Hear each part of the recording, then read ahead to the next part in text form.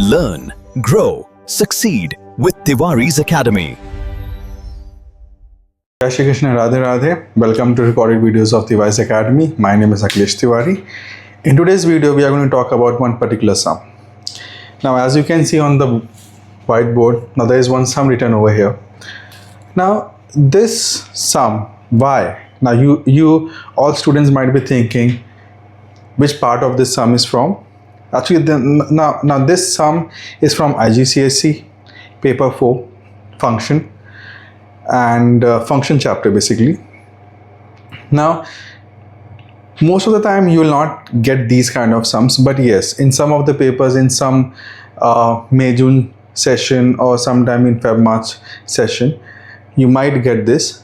In few papers we were going through, I could see not all the papers had this kind of sums, but yes, in few papers we could find this kind of a sum.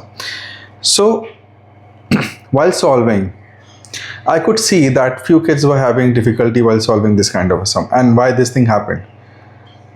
This thing is happening because of one small rule which kids don't remember while solving this sum. Kids have forgotten what is log. After using Calci, after using scientific Calci, they just totally forgot how to use log. Because now since IGCSE kids, they get to use Calci. And when they're using Calci, quickly go on Calci, find the log of this, find sines, find sine inverse, everything happens within a second time. So I just need to, I'm just emphasizing to kids just to remember one basic rule, which is of log chapter. No need to just go through with the entire log chapter. I'll just show a few rules, remember them while solving the sum, and you will be good to go with this kind of sums. No need to worry, nothing, just we'll solve the sum in very few seconds. It won't take much time. Okay, let's go to the sum. Now what we are having over here, now we have h of x is 2 raised to x. Now we are having something in the form of exponent. Now first step which we'll do, let y is equals to h of x. So therefore y is equals to 2 raised to x. Okay, now change the subject. So change of subject will take place. It's a basic rule to find the inverse of a given function. Now I'm not going in that part, I'm just sticking to the sum. So inverse function, we'll do it some other time. So I will change my subject, which is x is equals to 2 raised to y. Give it number 1. Okay. Now after reaching to this step, what we want? Now this is something in the exponential form, correct? Now why I am saying exponential form? Because I'm going to convert this exponential form into logarithmic form. Now logarithmic form and exponential form, you must be wondering, sir, which language you're talking about. It is very simple. Exponential form is something in the form of a raised to m is equals to n, where a is the base, now m is the power and n is the answer, correct? Now what I'm doing is I'm converting my exponential into logarithmic, right? So when we are doing this, when we are converting exponential to logarithmic, that means I will convert the entire exponential sum into log. So what's the rule? Rule says a raised to m is equals to n becomes log of n with the base a is equals to m. This is my what? Logarithmic form. Now again I'm going back to my original sum. The sum is x is equals to 2 raised to y, correct? Fine. Now I'm going to use my log in this. So what can we say?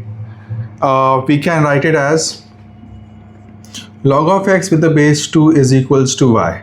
This is my logarithmic form. Alright. Now Can I change the subject or replace y in terms of h of x? So h inverse of x is nothing else but log of x with the base 2. This is the first part which we are supposed to find. And now second, they have told us that h inverse of x is equal to 0.5. That means this h inverse of x is equals to 0.5. So 0.5 is equals to log of x with the base 2. Again, students, we have to remember this whole sum is rotating between exponential form and logarithmic form. Exponential and logarithmic form. So this particular sum is going to come for at least 3 to 4 marks, but it will be a part of one full sum in function, in which they will ask you in that particular sum, they might ask you what is f of x, what is g of x, and then what is h of x. In that case, they might tell you to find h of f of x, g of h of x, or f of x. That means we are doing a composite function in that case. All right, so that is basically the part of your function chapter, but I'm not going to go in that right now. I will stick to my sum. Now again, when we have something in this format, again beta, I will tell you to do one thing. So here, once you reach to this step, we have to again convert this sum, this form into exponential form. Now I'm converting my logarithmic to exponential. Hope it's clear to everyone. Now, when I'm converting my logarithmic form to exponential form, that means again I have to bring it to this form. Okay, again I have to bring it to this form. So my base will become base. My base will become base. Okay, now the answer will become my power, and the log of x will become the answer. So that means this becomes 2 raised to 0.5 is equals to x. So that is 2 raised to 1 by 2 is equals to x. So can we say that x is equals to square root of 2? So basically what we have got is, now we are having x ka value as root 2. So this is the kind of sum you need to just solve it in this particular manner. No need to use any other method. It is the simplest form, and this sum comes for 2 marks. So nothing to use very big method. Just stick to conversion from logarithmic form to exponential form, which will help you to get the answer in very 2 to 3 steps. Because why I'm saying to use this method is because the sum is coming only for 2 marks. So no need to use any bigger method, because you will not get any extra mark for that. Okay, so that's it for the day.